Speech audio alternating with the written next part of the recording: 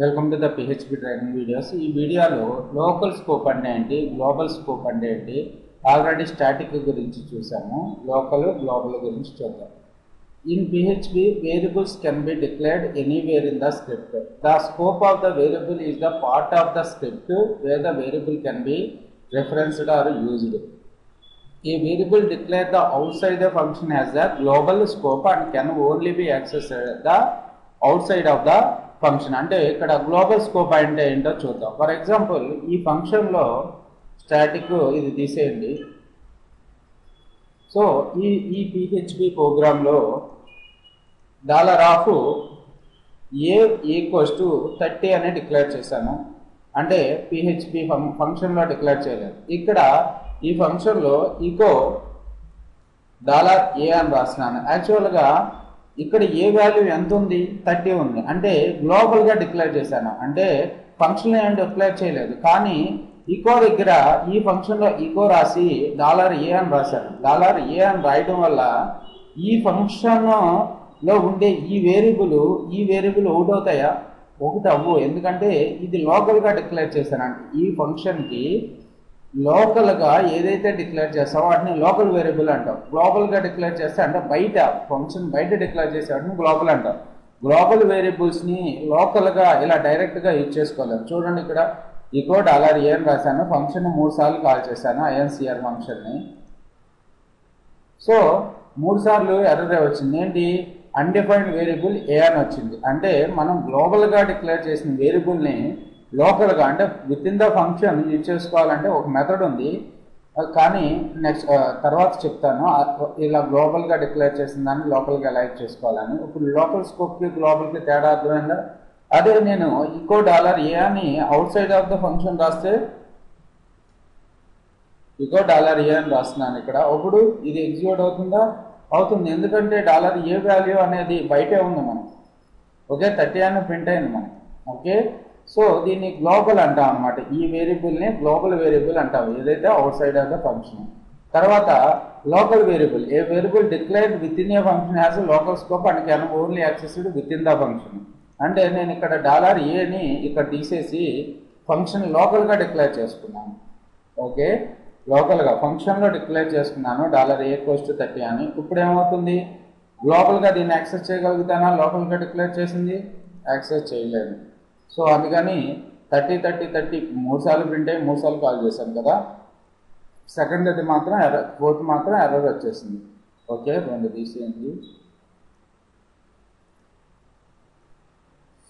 So ఈ విధంగా మనం లోకల్ వేరియబుల్స్ని డిఫైన్ చేసుకోవచ్చు.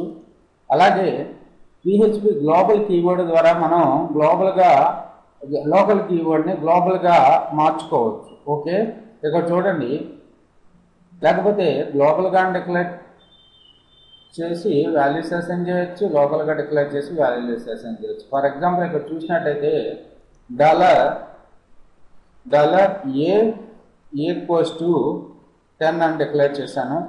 ఇక్కడ గ్లోబల్ అనే కీవర్డ్ని వాడాను. గ్లోబల్ $a అనే కీవర్డ్ని ఇప్పుడు వాడాను. ఇప్పుడు ఏమవుతుందో చూడండి.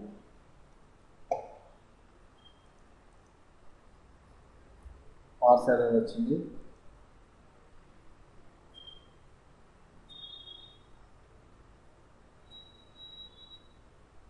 GLOBAL గ్లోబల్, GLOBAL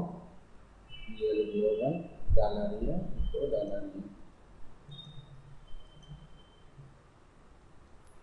సో ఇక్కడ నేను సెమికోలన్ ఒకటి మర్చిపోయాను, ఒకసారి చూడండి. సో 10 అని మనకి అవుట్పుట్లో ప్రింట్ అయింది. ఎలా ప్రింట్ అయింది? ఇక్కడ గ్లోబల్గా వేరియబుల్ని డిక్లేర్ చేశాను, కానీ ఆ గ్లోబల్గా డిక్లేర్ చేసిన వేరియబుల్ని గ్లోబల్ అనే కీవర్డ్ని యూజ్ చేసుకుని దాంట్లో ఉండే వాల్యూని మనం రిట్రైవ్ చేసుకున్నాం అన్నమాట. ఈ విధంగా గ్లోబల్ అనే కీవర్డ్ స్టాటిక్ అంటే గ్లోబల్ వేరియబుల్స్ని లోకల్గా యాక్సెస్ చేయడానికి యూజ్ అవుతుంది. లేకపోతే ఇక్కడ $a=10 అని తీసేసాను, గ్లోబల్ $a=20 అని డిక్లేర్ చేశాను. ఇప్పుడు అవుట్పుట్ మనకి ఏం కావాలి? 20 అని డిస్ప్లే అవుతుంది, ఎందుకంటే అది లోకల్గా ఉంది, ప్లస్ గ్లోబల్ చేశాను. సారీ,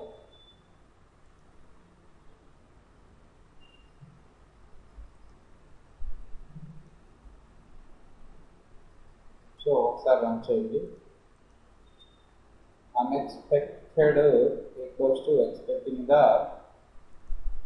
సో గ్లోబల్గా డిక్లేర్ చేసిన తర్వాత మనం వాల్యూస్ని అసైన్ చేయకూడదు. లైన్ నెంబర్ 6 దగ్గర ఎర్రర్ చూపిస్తుంది. సో ఏముంది, syntax error, unexpected expecting the. So okay, ఈ విధంగా మనం గ్లోబల్ కీవర్డ్ని యూజ్ చేసుకుంటాము. తర్వాత PHP also stores the all global variables in array called the $globals. Okay, the index holds the name of the variable. This array is also accessible from the within the function and can be used to update the global variables directly. Use it to update the global variables directly. Okay, ఇక్కడ చూసుకున్నట్టయితే మీకు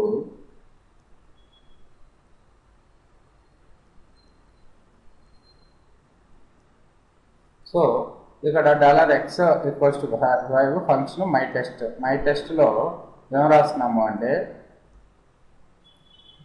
my టెస్ట్లో $globals y. Okay, variable name y.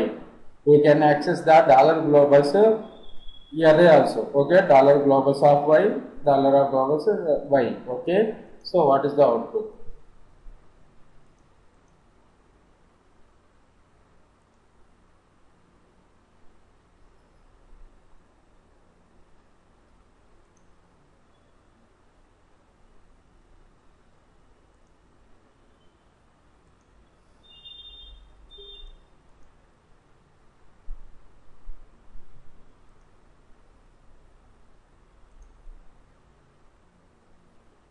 Sorry,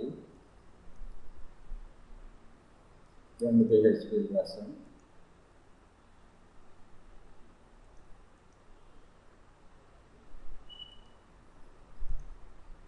so 15 display అయింది. ఎందుకు ఇలాగంటే $x value 5, $y value 10 ఇవి రెండు global. ఈ గ్లోబల్గా ఉన్న వాటిని మనం $globals అనే ఎర్రర్స్ని ఇచ్చేసి కూడా యాక్సెప్ట్ చేసుకోవచ్చు. $globals of y equals to గ్లోబల్స్ of x plus గ్లోబల్స్ of y. అంతేకాకుండా మనం గ్లోబల్స్ అనే మెథడ్ని యూజ్ చేసుకొని మనం గ్లోబల్గా వాల్యూ ఉన్న గ్లోబల్ వాల్యూస్ని కూడా మనం చేంజ్ చేయగలుగుతాం. ఇప్పుడు యాక్చువల్గా $y వాల్యూ ఎంత ఉంది, 10. సో ఈ ఫంక్షన్ ఎగ్జిక్యూట్ అయిన తర్వాత y వాల్యూ ఎంత అయిపోతుంది, 15 అయిపోతుంది. ఓకే, గ్లోబల్స్ తోటి $globals అనే ఎర్రేస్ తోటి మనం గ్లోబల్ వేరియబుల్స్ యొక్క వాల్యూస్ని కూడా మార్చగలుగుతాము. ఓకే, ఇంకా మీకు ఎగ్జాంపుల్ పర్పస్ చూడాలంటే సో నేను ఇందాక రాసినప్పుడు మనకి ఎర్రర్ వచ్చింది. ఓకే, సో ఎలా వచ్చింది, global of y equals to something అని పెట్టినప్పుడు ఎర్రర్ వస్తుంది కదా మనకి. అలా